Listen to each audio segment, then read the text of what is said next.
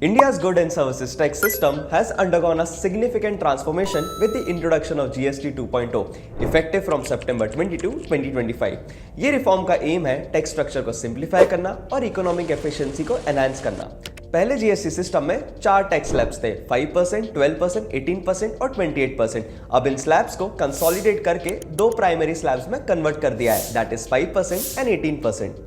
और लग्जरी और SIM goods जैसे हाई एंड कार्स और टोबैको प्रोडक्ट्स पे एक स्पेशल 40% टैक्स स्लैब इंट्रोड्यूस किया गया है। ये रैशनलाइजेशन कंप्लायंस कॉम्प्लेक्सिटीज को कम करेगा और एक ट्रांसपेरेंट बिजनेस एनवायरनमेंट फोस्टर करेगा।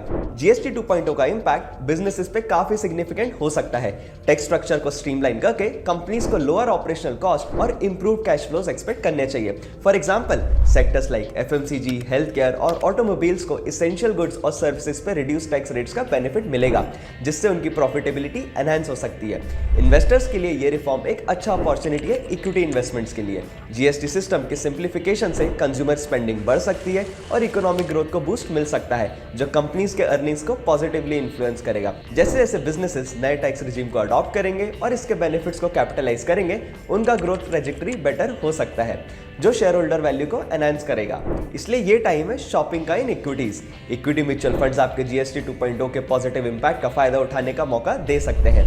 जैसे बिजनेसेस ग्रो करेंगे, आप म्यूचुअल फंड्स के थ्रू उनकी ग्रोथ का हिस्सा बन सकते हैं और ये इन्वेस्टमेंट्स एक्सेसिबल और कन्वीनियंट है।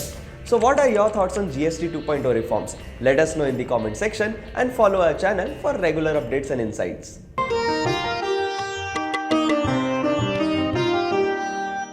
Mutual fund investments are subject to market risks. Read all scheme-related documents carefully.